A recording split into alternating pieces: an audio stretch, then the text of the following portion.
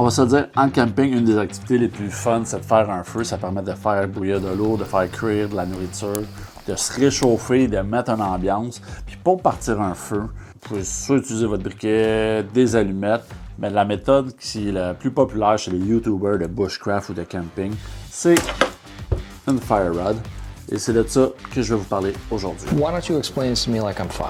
La fire rod en bon français, c'est un allume-feu, c'est une barre de magnésium que quand on vient gratter avec une surface de métal, ça vient faire des flamèches tellement chaudes. Je pense que j'avais déjà lu que c'est quasiment proche de 2000 degrés Celsius que ça vient allumer sur quoi ça tombe. Généralement, on va prendre des corses de bouleau ou du petit bois qu'on va gratter pour faire la petite poussière pour que ça allume tout de suite. On va aller tester ça dehors, on ne restera pas en studio. Puis je vais vous parler de pourquoi moi j'aime bien cette méthode-là. On est présentement dans ma cour, dans mon espace feu. On va enlever la neige. On va aller chercher du bois pour allumer le feu. Je suis chez nous, on va prendre du bois de chauffage. Ça va être bon, juste pour l'exemple. Ce qu'on va faire, c'est qu'on va se préparer du petit bois tout de suite.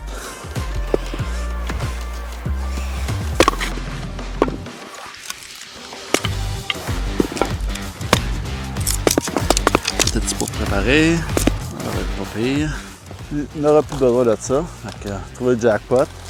Puis, les boulots, toujours faire attention à ce qui est écrit dessus. J'en parlerai à Guillaume le Métivierge. Lui, ici, c'est tout ça, là, c'est sec, sec, sec. Là. Ce que je vais faire, c'est que je vais venir mettre ça ici comme ça. Puis là, qu'il soit prêt à côté. Une des choses que j'aime faire, c'est de prendre un couteau, de venir juste gratter un peu.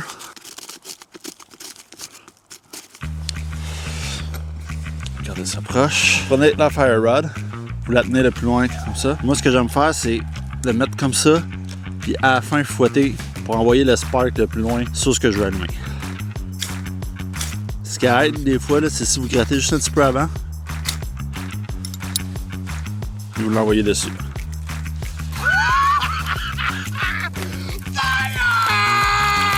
Puis là, vous venez mettre votre petit bois tranquillement autour.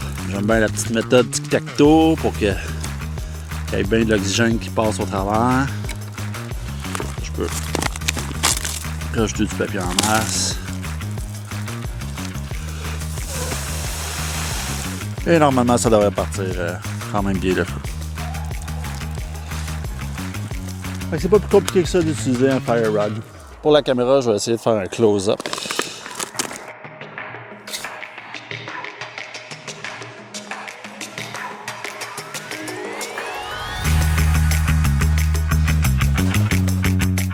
Donc, maintenant que je vous ai montré comment l'utiliser, les avantages et les inconvénients de ça, versus les autres méthodes pour les allumer.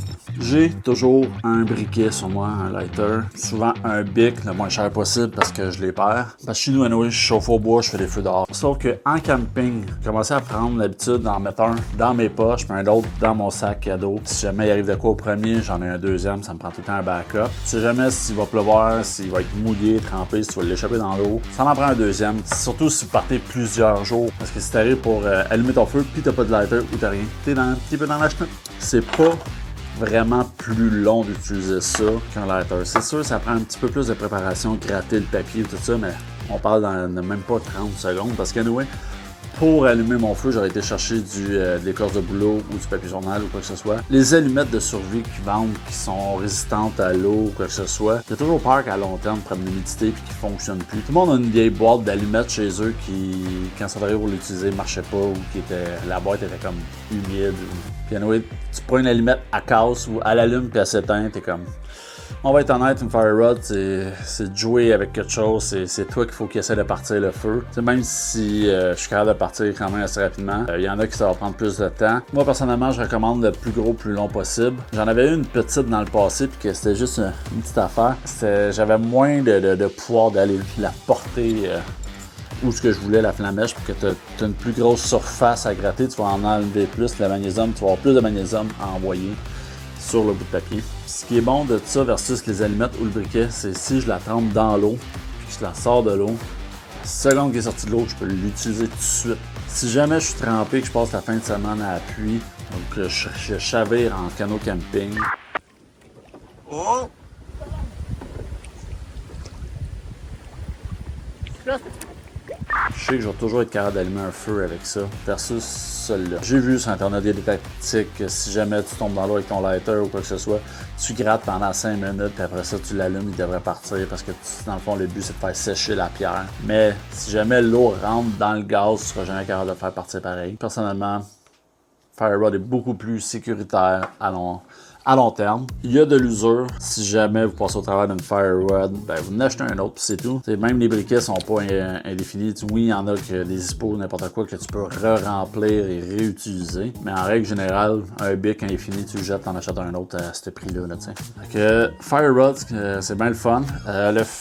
T'es pas obligé d'avoir tout ça avec. Tu peux juste avoir la Fire Rod puis utiliser un couteau normal. J'aurais pu prendre mon couteau. Prendre le dessus, pas la lame, mais le côté carré, ça marche. J'ai pris de la paracorde orange parce que si jamais je le cherche dans le noir ou quoi que ce soit, je veux le voir rapidement. Je pense à Joe Robinett, un YouTuber de bushcraft bien populaire, qui avait participé à une des premières saisons de Halo. Puis il avait perdu sa Fire Rod dans les premières journées qu'il était là, fait qu'il a tap out. Il a abandonné dans le fond parce qu'il se dit si j'ai pas ma Fire Rod pour partir mes feux à tous les jours, tout était humide ou quoi que ce soit, fait qu'il dépendait vraiment beaucoup de la Fire Rod. Est disponible dans n'importe quel magasin de plein air ou même, je pense qu'il y en a au Dollarama des tout petites. Moi, je conseille le plus gros, plus grand possible. Je peux mettre un lien dans ma description de celui-là que j'ai pogné. Moi, je l'aime, ma date, ça va bien. J'ai été capable de partir tous les flux que je voulais avec. Si vous aimez ce genre de contenu-là, pesez sur j'aime. Si vous n'êtes pas encore abonné, abonnez-vous. Si vous avez des questions, écrivez-moi en commentaire. Si j'ai oublié de dire de quoi, écrivez-moi en commentaire. J'adore vous répondre. Là-dessus, je vous dis merci et à la prochaine. J'ai le coup de repartir l'autre feu.